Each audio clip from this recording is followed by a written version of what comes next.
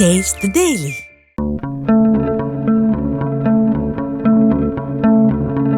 என் பேர் சண்முகம். நான் அம்பத்தூர்லேருந்து வரேன். இந்த கீச்செயினில் கஸ்டமருங்களுக்கு பேர் போட்டு கொடுத்து அவங்க கிட்ட காசும் ப்ளஸ் அவங்களுடைய சந்தோஷமும் நான் வாங்கியிருக்கேன். நல்லா போடுறேன்னு எனக்கு தெரியல, ஆனால் போட்டுங்கிறேன் 40 வருஷமா. அந்த காலத்துலேருந்து பட்டையெல்லாம் எழுதியிருப்பாங்க. செம்பு தட்டுல வந்து அதுதான் அதுக்கு முன்னாடி. இதெல்லாம் அழியக்கூடிய தொழில். யாருமே இப்போ இல்லை. மெட்ராஸில் ஒரு 40-50 பேர் இருந்தாங்க. இப்போ சென்னையில் அங்கே டவுனில் ஒரு 3 பேர் இருக்க மாதிரி இருக்குது. நாங்கள் ஒரு 2 பேர் இருக்கிறோம் இந்த தொழில் மட்டும் நம்பி. இதான் கேட்க வந்தேன் முதல்ல. என்னன்னா இதெல்லாம் வந்து இப்ப ஆன்லைன்ல விற்கிறாங்க. குறைஞ்சது ஒரு 300 ரூபா வைப்பாங்க. நீங்க வெறும் 50 ரூபாய்க்கு எப்படி கொடுக்குறீங்க? இதை ரொம்ப சீப் அண்ட் பெஸ்ட் ராஜா. அதெல்லாம் ஒரு 15 ரூபா 18 ரூபா தான் நமக்கு அழகாகுது. நமக்கு ஒரு 20 ரூபா வச்சு 2 பேர் கூலி அதில் அடக்கும். எத்த பிள்ளைங்களே இந்த தொழில் கற்றுக்கிறேன்னு சொல்லி வராத போது அடுத்தவங்க யாரும் வர மாட்டாங்க. அது எப்படின்னா நடந்து போயின்னு ஓடி ஆடி வந்துன்னு பழக்கம். அதனால அந்த ஸ்பீட்ல தான் இருப்பாங்க. நம்ம சாணி போட்ட இது மாதிரி ஒரே இடத்துல உட்காந்துக்கிறோம். உள்ளிட முடிச்சுட்டுங்க, நாங்க ஏதாச்சும் இதை விட ஒன்று கொஞ்சம் ஒரு ஸ்டெப் மேல போய் நான் இருக்கிறதுக்கு வழி பாக்குறோம். சரின்னு அப்படி நீங்க இங்க உட்காந்துருக்கீங்க. ஏன்னா இப்ப கரெக்டா வெயில் அடிச்சாலும் சுண்ணு நீங்க தான் வரும். ஆமா, மழை பெஞ்சாலும் அவ்வளோ ஏதாவது இங்க ஏதாவது தாக்குனா கரெக்டா நேரம் அந்த கேப் தான் இருக்கு. மரம் கூட கரெக்டா உங்க நேரம் இல்ல. சோ அதெல்லாம் எப்படி தாங்கிட்டு இந்த இடத்துல உட்காந்துருக்கீங்க? பழகி போச்சு இல்ல 35 வருஷமா.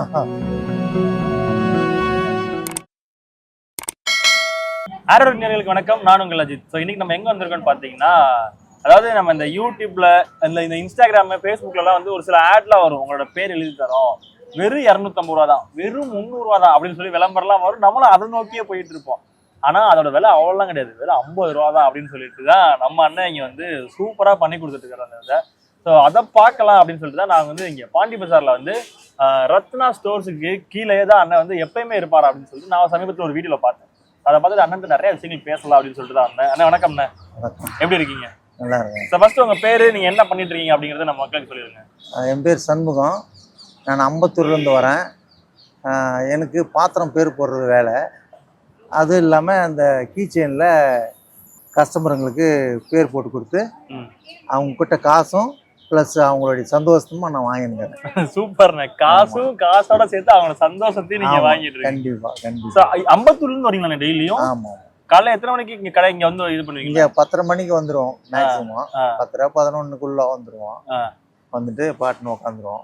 நைட்டு 8:30லேருந்து 9 வரைக்கும் வரும். 9 மணி வரைக்கும் இங்கே தான் இருப்பீங்களா?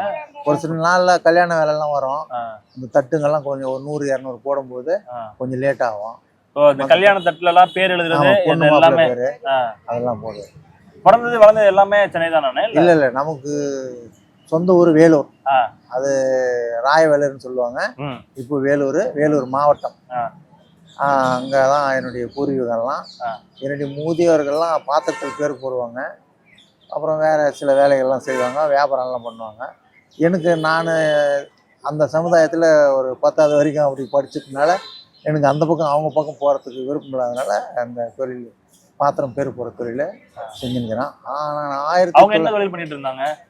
அவங்க ஈயம் பூசுவாங்க, வளையல் வியாபாரம்லாம் பண்ணுவாங்க. எல்லாம் அதோட சேர்த்து இந்த பாத்திரம் போடுற வேலையும் பண்ணிட்டு இருந்தாங்களா? இது காலையில் அந்த வேலைக்கு போவாங்க, சாயங்காலம் சப்ஸ்டியூட் அப்பெல்லாம் அந்த தண்ணி கிண்டி சாப்பிடுவாங்க பெரியவங்க. அதுக்கு அப்படியே தெருவுக்கு போனாங்களாம் ஒரு 20, 30, 50 அவ்வளோதான் அந்த பட்ஜெட். அந்த காலத்தில் 40 வருஷத்துக்கு முன்னாடி நான் சொல்றது. அதில் அவங்க ஒரு சின்ன சந்தோஷத்தை ஏற்படுத்திக்கின்னு அவங்க வாழ்க்கையை அப்படி போயிடுங்க. நீங்க இந்த பாத்திரம் போடுறது வந்து, அதாவது இந்த பேர் எழுதுறது அப்படிங்கிற தொழிலுக்குள்ள எப்ப உள்ள போனீங்க? எந்த வயசுல உள்ள போனீங்க? அதான் 1982 எனக்கு அது மேல கவனம் போச்சு. ஆமா. ஸ்கூல்ல இருந்து முடிச்சுட்டு அப்படியே 10th படிச்சீங்களா? 10th முடிச்சுட்டு ஃபெயில் தான். அதுக்கப்புறம் அது மேல கவனம் போச்சு. ஒரு நல்ல தொழிலா இருக்குது, ப்ளஸ் கொஞ்சம் சந்தோஷங்கள் கிடைக்குது. அதுதான் எனக்கு தெரியுது. ஒரு கல்யாண வீட்டுக்கு போறேன்னு வச்சுங்களேன், பாத்திரம்லாம் பேர் போட சொல்லுவாங்க, வயிறு நிறைய சாப்பாடு போடுவாங்க, அப்புறம் துணிமணி கொடுப்பாங்க, ஸ்வீட்டெல்லாம் வச்சு கொடுக்கும்போது அது நம்ம விட்டு போகணுங்க நினச்சிக்குவேன். ஒரு சில வீட்டுங்களில் திருநீர் எடுத்துன்னு வர சொல்லிட்டு நான் வச்சு விடுவேன். நல்லா இருமா, மனசு குளிஞ்சு சொல்றேன் அப்படின்ட்டு வருவேன். அது உண்மையான சமாச்சாரம். ஆமாண்ணா, நீங்க எழுதி தர பேர் தான் அவங்களுக்கு காலத்துக்கு சொல்ற அளவுக்கு ஒரு இதா இருக்கு. இது எங்க வீட்டு பாத்திரம், என் பேர் எழுதி இருக்கு பாரு ஆமா அப்படின்னு சொல்றாங்கன்னா அந்த இடத்துல நீங்க தான் அந்த இது கண்டிப்பா. பண்ணிருக்கீங்க அப்படின்ற மாதிரி ஆயிடுது. சோ இந்த பாத்திரத்துல பேர் எழுதுறதுலாம் சரிண்ணா, இந்த தொழிலுக்குள்ள வரணும், இந்த இதுல வந்து இப்ப வரவங்களோட பேர்லாம் எழுதி கொடுக்கணும் அப்படின்ற ஐடியா எப்படி வந்துச்சு, எப்போ வந்துச்சுண்ணா? எங்க மாமா ஒருத்தர் வேலுன்னு இறந்துட்டாரு.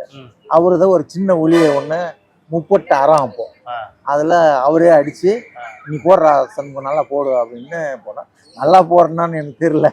ஆனா போட்டுங்கிற 40 வருஷமா பேர் அப்ப இருந்து ஆரம்பிச்சதானே. முத என்ன பேர் எழுதுனீங்க? GS கோபிநாத் சரஸ்வதி. அதுதான் என்னுடைய ஆரம்பத்துல ஃபர்ஸ்ட் நான் போட்ட இது மறக்க முடியாத சமாச்சாரம். முத GSன்னு ஆரம்பிச்சதுதான் இப்போ இங்க வந்து உங்களை வந்து உட்கார வச்சிருக்கீங்க. ஒரு நாளைக்கு அதிகபட்சமா இப்ப கல்யாண வீட்டுக்கு போயிருப்பீங்க, நிறைய இடத்துக்கு இருப்பீங்க, ஒரு நாளைக்கு அதிகபட்சமா எத்தனை பாத்திரத்துல பேர் எழுதிருப்பீங்க உங்களுக்கு தெரிஞ்சு? ஒரு 500 மேல போட்டிருக்கோம். ஆமா 500க்கு மேல ஒரே அளவான ஒரே இடத்துல. பிளஸ் ஒரு புருஷவாக்கத்துல ஒரு சேட்டு வீட்டுல போயிருக்கிறேன். அவங்க 500க்கு மேல 600 700 வெள்ளி பாத்திரமே போட வச்சாங்க என்ன. ஒரு நாள் ஃபுல்லா காலையில ஒரு 7 மணிக்கு போனேன், நைட்டு ஒரு 8 8:30 மணி வெறும் வெள்ளி தான். எது எடுத்தாலும் 2 டஜன் தான் வச்சுருக்கிறாங்க. ஆனா அது கை வலிக்காதானே? அது வலிக்காது, சும்மா அந்த இடத்துல கொஞ்சம் காப்பு கட்டுற மாதிரி இருக்கும்.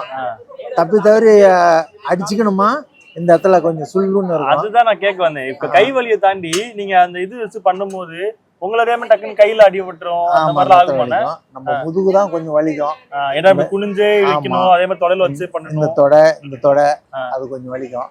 அப்போ கொஞ்சம் ரிலாக்ஸா கொஞ்ச நேரம் எழுந்து நின்று அப்படி ஏதோ நமக்கு தெரிஞ்ச மாதிரி ஒரு சிலர் செஞ்சா கொஞ்சம் அந்த இது வந்து.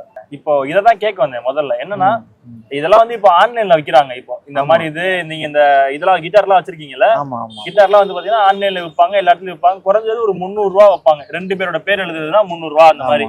நீங்க வேற 50 ரூபாய்க்கு எப்படி கொடுக்குறீங்க? இதை ரொம்ப சீப் அண்ட் பெஸ்ட் ராஜா. அதெல்லாம் நம்ம ஒரு 15 ரூபா 18 ரூபா தான் நமக்கு அழகா ஆகுது. நமக்கு ஒரு 20 ரூபா வச்சு சின்னதெல்லாம் 20 ரூபா, அதுக்கு 30 ரூபா லாபம் வச்சு தரோம். 2 பேர் கூலி அதுல அடங்குது. இப்ப இந்த 200 300 ரூபா எல்லாம் பார்க்கும்போது நீங்க பாத்திருக்கீங்களா? ஏதாவது விளம்பரம் எல்லாம் பாத்திருக்கீங்களா? 300 ரூபாய் பேர் எழுதி தரதுக்கு அப்படின்ற மாதிரி விளம்பரம்? இல்ல பார்த்ததுல. ஆனா பொருள் கொண்டு வந்துருவாங்க, வாங்கிட்டு வந்துட்டு எங்க கிட்ட பேர் போட்டு போவாங்க. நாங்க அதுக்கு ஒரு 5 ரூபா ஒரு லெட்டருக்கு கணக்கு பண்ணி வாங்குவோம். அவங்களே சொல்லுவாங்க எனக்கு தெரியாத போச்சு அப்படின்னு சொல்லி. ஒரு சில இதெல்லாம் எங்களால முடியல, லேசர்ல கேட்பாங்க. அது நாங்க செய்யறது இல்லை. எங்களுக்கு ஒன்லி மேனுவல் தான். மிஷின் பக்கமே நாங்க போனது இல்லை 40 வருஷமா. இப்ப நம்ம வீட்டுல எத்தனை பேர்? வீட்டுல எங்க வீட்லயா பொண்ணு 1 பையன் 1, 2 பேர்த்துக்கும் மேரேஜ் பண்ணிட்டேன். எதுவுமே கல்யாணம் பண்ணி கொடுத்துட்டீங்க? ஆமா. இப்ப நீங்க உங்களுக்கு வந்து இப்படி இது வந்து ஒரு மன நிம்மதிக்காக இங்க வந்து உட்கார்ந்து இருப்பீங்க. ஆமா கண்டிப்பா. எனக்கு கடையா போடணும்ன்ற ஒரு ஆசை தான் வந்திருக்கானே உங்களுக்கு? இல்ல நம்ம இது வந்து நமக்கு ஒரு கடை, ஏன்னா இங்க வந்து உட்காந்துருக்கீங்க. இப்ப மழை எல்லாம் பெஞ்சா என்ன பண்ணுவீங்கன்னு? மழை பெஞ்சா அப்படியே எடுத்து மேல வச்சிருவோம். எங்க முதலாளி ஒண்ணுமே சொல்ல மாட்டாரு. அங்க எவ்வளவு பொருள்னாலும் போட்டு அங்கே வேலை செஞ்சு. இந்த லைட்டு தான் உங்களை வந்து பிரகாசமா காட்டுது. இந்த இடத்துல வந்துட்டு இந்த லைட்டு தான் எங்க இருந்தாலும் பளிச்சுன்னு காட்டுது. ஆனா அதெல்லாம் பார்க்கும் போது என்னைக்காவது நமக்கு சொந்தமா ஒரு கடை போடணும் அப்படிங்கிற ஆசை தான் வந்திருக்காங்க. அது வந்து உங்களுக்கு இருக்கக்கூடாது, இருக்கும் இல்லாம இருக்குமா? இருந்தாலும் இது மன நிறைவு தரதுனால அந்த ஆசையை அப்புறப்படுத்திட்டு இதே போதும். இன்னொன்னா ஒரு 5 வருஷம் உழைப்பேன். 59 வயசு, 60ல பார்டர்ல இருக்கிறேன். கண்ணு ஒத்துழைப்பு தராது. ஏன்னா அந்த உத்து பார்க்கறோம் பார்த்தீங்களா, அப்போ ஒரு ஷேடோ வந்துடும். அப்போ அந்த கண்ணாடியை போட்டுன்னு அது பார்த்து அப்படியே அட்ஜஸ்ட் பண்ணிட்டு போகணும். இப்போ எனக்கு பார்வை தானே ரொம்ப முக்கியம். இந்த ரொம்ப முக்கியம். 120% பார்வை தான் முக்கியம். 100 தாண்டி 120%. ஆமா ஆமா 120% பார்வை. நீங்க இப்படி வந்தா ஓ, அப்படியே மேல ஒரு புள்ளியும் கீழே ஒரு புண்டை ஏ. நீங்க அதுக்கு ஏக்கு ஓக்கு எதனா டிஃபரெண்ட் பண்ணி விட்டீங்களா, நீங்க ஓ போடும்போது ரைட் அப்படி கையை இழுத்துட்டீங்கனாலே அந்த இடத்துல ஏ ஆகி போயிடும்ல. கீழ அப்படி ஒரு 2 புள்ளி போட்டா போதும், ஓல அது ஏ ஆயிடும். அதனால ரொம்ப என்னைக்காவது நீங்க பண்ண ஒரு பெரிய தப்பு பண்ணும்போது அந்த மாதிரி ஏதாவது பண்ணிருக்கீங்களா? ரொம்ப தப்பு பண்ணிக்கிறேன். ஒரு சில கஸ்டமருங்கிட்ட திருத்தி கொடுப்பேன். உங்களுக்கு ஷேடு பேஸ் இருந்தா வாங்க, இல்லாட்டா பரவாயில்ல கொடுத்துருங்க, நான் வேற போட்டு வந்துடுவேன். அவங்க என்ன நினைக்கிறாங்க, இந்த மூஞ்சி பார்த்தா அவங்களுக்கு அப்புறம் தெரியும் போல, இல்லைண்ணா போட்டதே நல்லா இருக்குது பரவாயில்ல அப்படின்னா அப்புறம் மறுபடியும் வாங்கி பின்னாடி போட்டு கொடுத்துருவேன். இது கொஞ்சம் ஒரு மாதிரியா இருக்குதுன்னா பின்னாடி வாங்கி அவங்க சொன்னதை போட்டு கொடுத்துருவேன். அப்போ அவங்க சந்தோஷமா வாங்கி போயிடுவாங்க.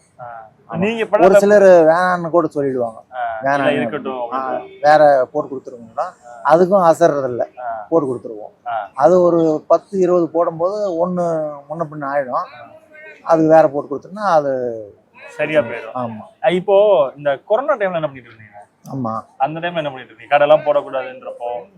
இல்ல வந்தோம் நாங்கள், இது கடை திறந்துச்சு இதெல்லாம் எதுவும் வைக்கல, சும்மா பேர் போடுறதுக்கு மட்டும் இருப்போம். பக்கத்தில் காய்கறி எல்லாம் போட்டார், பழம்லாம் போட்டார். அதில் தினமும் எங்களுக்கு 200 எங்கள் முதலாளி கொடுத்தாரு.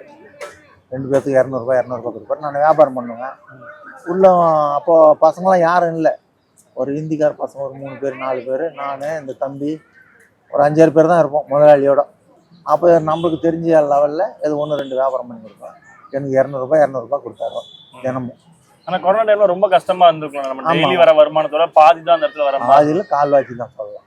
ஆமாம், ஒரு 200-500 சம்பாதிச்சு போனோம்னா ஒரு 200. என்ன கஸ்டமர் வர்றது இல்லைல்ல, யாரும் வெளியே வர மாட்டாங்க. வர்ற கஸ்டமர் ஏதாச்சும் நம்ம ஏற்கனவே பேர் போட்டிருந்தா அவங்க வந்து பேர் போட்டுன்னு நம்ம ஒரு 50 ரூபாய் ஆச்சுமா அப்படின்னா ஒரு சில 100 ரூபாய் கொடுத்து வச்சுங்க அப்படின்ட்டு போயிட்டே இருக்கும். இப்ப நீங்க இங்க உட்காந்துருக்கீங்க, ஏன்னா இப்ப கரெக்டா வெயில் அடிச்சாலும் சுள்ளு நீங்க தான் வரும். ஆமா, மழை பெஞ்சாலும் அவ்வளோ ஏதாவது இங்க ஏதாவது தாக்குனா கரெக்டா நேரம் அந்த கேப் தான் இருக்கு. மரம் கூட கரெக்டா உங்க நேரம் இல்ல. சோ அதெல்லாம் எப்படி தாங்கிட்டு இந்த இடத்துல உட்காந்துருக்கீங்க? பழகி போச்சு இல்ல, 35 வருஷமா. எவ்வளவு வெயில் எவ்வளவு இருந்தாலும் வெயில் இருந்தா இங்கதான் இருப்போம், மழை வந்தா உள்ள போயிடுறோம். அதனால அது ஒண்ணும் தெரியாது. வெயில் டைம்ல ஒரு சில டைம்ல உள்ள போய் அப்படியே ஒரு ரவுண்டு ஒரு 10 நிமிஷம் ரிலாக்ஸ் அப்படியே ஒரு சுத்தி ஆமா வருவேன். ஏன்னா கஸ்டமர் இருந்தாங்களா 1-2 பொருள் எடுத்து கொடுத்துட்டு அவங்க வேலை செய்யறாங்க இல்லையா, அவங்களை கூப்பிட்டு இவங்களை அட்டன் பண்ணுங்க அப்படின்னு சொல்லிட்டு நான் பண்ணுவேன். ஒரு சில ஆட்கள் எப்படி இருப்பாங்கன்னா ஆன்லைன்ல 300-500 வாங்கிடுவாங்க. ஆனா நம்ம ஒரு வேலை சொன்னோம்னா இதுக்கு போய் இவ்வளவு வேலை சொல்றீங்களா அப்படின்னு பேரம் பேச ஆட்கள் இருப்பாங்க. அந்த மாதிரி ஆட்கள் எல்லாம் வருவாங்க பேரம் பேசுவாங்க. நம்ம உரிய காரணத்தை சொன்னா அவங்களே 10 ரூபாய் எக்ஸ்ட்ரா கொடுத்துட்டு போயிடுவாங்க. ஏன்னா அவங்களுக்கு தெரியாது, அது அவங்க எல்லாம் இதுலேயே ஆர்டர் கொடுத்து பழகன்றனால இதனுடைய அந்த பொருளுடைய விலை இவ்வளோதானா அப்படின்றது அவங்களுக்கு தெரியாது. அவங்க நேரடியாக வந்து எங்களை மாதிரி இதெல்லாம் அழியக்கூடிய தொழில் யாருமே இப்போ இல்லை. மெட்ராஸில் ஒரு 40-50 பேர் இருந்தாங்க. இப்போ சென்னையில் அங்கே டவுனில் ஒரு 3 பேர் இருக்க மாதிரி இருக்குது, நாங்கள் ஒரு 2 பேர் இருக்கிறோம் இந்த தொழில் மட்டும் நம்பி. அதனால அது குறைஞ்சி போச்சு. வருங்காலத்துல இந்த தொழில் இருக்காதுன்ற ஒரு நம்பிக்கை. இதுதான் நான் இப்ப கேட்க வந்தேன். இப்ப அடுத்து நான் போக வந்தது என்னன்னா, இப்ப இந்த பேர் எழுதுறது அப்படிங்கிறது முன்னாடி வந்து இப்ப எங்க அம்மா கொண்டு வந்த பாத்திரம் எல்லாத்துலயும் பாத்தீங்கன்னா அந்த பேர் இருக்கும். ஆனா இப்ப எங்க அண்ணனோட வீட்டுல இருந்து வரும்போதோ இல்ல அந்த பேர்லாம் இருக்காது. அதெல்லாம் வந்து அந்த பேர் இதுன்றதே கொஞ்சம் கொஞ்சமா அழிஞ்சுக்கிட்டே வந்துருச்சு அதிகமா. சோ இப்ப நீங்க இந்த எழுதுற பேர்லாம் இதுக்கப்புறம் வருங்காலத்துல எப்படி இருக்கும், இல்ல இருக்குமா இல்லையான்னு எனக்கு நீங்க இல்ல இருக்காதுன்னு நினைக்கிறேன். ஆமா, ஏன்னா நான் என்னுடைய பையனும் ஏதோ ஆட்டோ ஓட்டி போதும்பா நம்மள அதிகம் ஆதரவு வச்சதானப்பா நம்மளுக்கு இது, எனக்கு இந்த தொழிலுக்கு ஒரு நாளைக்கு 1000 ரூபாய் 1500 ரூபாய் கிடைக்குது, போதும், சொந்த வண்டி இருக்குது, அதனால் இது போதும்னு அவனும் ஒரு லைனில் போனான். நம்மளுக்கும் நம்ம காலம் எவ்வளோ அது வரைக்கும் தான் பண்ணணும். இந்த தம்பி கூட இருக்கிறாரு, அவங்க பையனும் படிக்க போயிட்டான், அவனும் இதில் வேணாம் எனக்கு வேணாம் எங்கள் அப்பாவோட போட்டான் அப்படின்னு அவங்க அப்பாவை சண்டை போடலாம், என்னையும் சண்டை போடுவான். ஆமா வேணாம் போதும் உங்களோட முடிச்சுட்டுங்க, நாங்கள் ஏதாச்சும் இதை விட இன்னும் கொஞ்சம் ஒரு ஸ்டெப் மேலே போய் நான் இருக்கிறதுக்கு வழியை பார்க்குறோம் அப்படின்றாங்க. சரின்னு அப்படியே விட்டு. ஆனா இப்போ இதெல்லாம் வந்து இப்போ காவியம்ல யாருக்குமே இந்த கைவண்ணன்றது அவ்வளவு சீக்கிரம் யாருக்கு, என்னதான் பேரால அழகா எழுதுறதை தாண்டி ஒரு இதுல ஒரு தட்டுலயோ இல்ல வந்து ஒரு மெட்டல்ல வந்து அழகா கைவினத்துல எழுதுறது அப்படிங்கிறது அவ்வளவு சாதாரண ஒரு விஷயம் கிடையாதுல்ல. இது வந்து இந்த ஒரு கலைன்றது நீங்க முன்னாடி ஒரு 50 பேர் இருந்திருப்பீங்க, 40 பேர் இருந்திருப்பீங்க, ஆனா இப்போ ஒரு குறைஞ்சது கைவிட்டு எண்ணீர்லாம் ஒரு 5-6 பேர் தான் இருப்பாங்க. இது வருங்காலத்துல இல்லைன்றது உங்களுக்கு எந்த அளவுக்கு ஒரு கஷ்டமா இருக்கு? மன சங்கடமா தான் இருக்கு. இதெல்லாம் நம்ம மோதியோர் கலை, ஏதாவது மன்னர் காலத்துல இருந்து பட்டையெல்லாம் எழுதியிருப்பாங்க, கேள்விப்பட்டீங்களா? செம்பு தட்டுல வந்து அதுதான் அதுக்கு முன்னாடி. அப்புறம் பச்சை குத்துறாங்க இல்லையா, அது அது அது சார்ந்த தொழில். அந்த தொழில் அந்த பச்சை குத்துறது இப்போ மிஷின்ல போடுறாங்க. இப்ப எல்லாமே மிஷின்ல வந்துருச்சு. ஊசியில் மாதிரி குத்தி அது மாதிரி வேற ஒரு இதுமா பண்ணுவாங்க. சங்கடமா தான் இருக்குது. தெரியலையே எனக்கு என்ன நடக்க போகும் அடுத்துன்றது தெரியல. எனக்கும் மனசுக்குள்ள ஒரு சின்ன ஆசை, எங்கள் பேரன் ஒருத்தன் இருக்கிறான், அவனுக்கு இது இந்த தொழில் காட்டலாமான்னு எனக்கு ஒரு மனசு இருக்குது. பார்ப்போம். 7th படிக்கிறான். யாருக்கா சொல்லி கொடுத்துருக்கீங்களா நீங்க இந்த விஷயத்த வந்து? யாரும் வர்றதில்லை. யாரும் பெத்த பிள்ளைங்களே இந்த தொழில் கத்துக்கிறேன்னு சொல்லி வராத போது அடுத்தவங்க யாரும் வர மாட்டாங்க. அது எப்படின்னா நடந்து நடந்து போயின்னு ஓடி ஆடி வந்துக்கின்னு பழக்கம். அதனால அந்த ஸ்பீடில் தான் இருப்பாங்க. நம்ம சாணி போட்ட இது மாதிரி ஒரே இடத்துல உட்காந்துக்கிறோம். நல்லா சம்பாதம் வருது, சம்பாதம் நல்லா தான் வருது. அது அவங்களுக்கு தெரியாது. ஆனா இதுக்கு ஒரு பொறுமை வேணும் இல்லைண்ணா, ஆமா. இதுக்குன்னு ஒரு பொறுமை வேணும் இல்லை. ஸோ இதே மாதிரி உங்களோட தொழில் வந்து இதுக்கப்புறம் நீங்க வேற ஏதாவது சொல்லி தரணும். உங்களோட இந்த தொழில் வந்து உங்களால முடிஞ்சிடக்கூடாது. மேபி இந்த வீடியோ பார்த்தோம் யாராவது வந்தாலும் சரி, இல்லை நீங்க நினைச்ச மாதிரி உங்க பேரை போய் சொல்லி கொடுத்தாலும் சரி, இந்த கை தொழில் அப்படிங்கிறது நிறைய பேருக்கு வந்து கொண்டு போய் சேரணும்னா ஸோ அதுக்கு நீங்க ஒரு இன்ஸ்பிரேஷனா இருந்துச்சுன்னா தேங்க்யூ ஸோ மச். ரொம்ப நன்றி. தேங்க்யூண்ணா, thank you so much. Taste the Daily. Taste the Daily.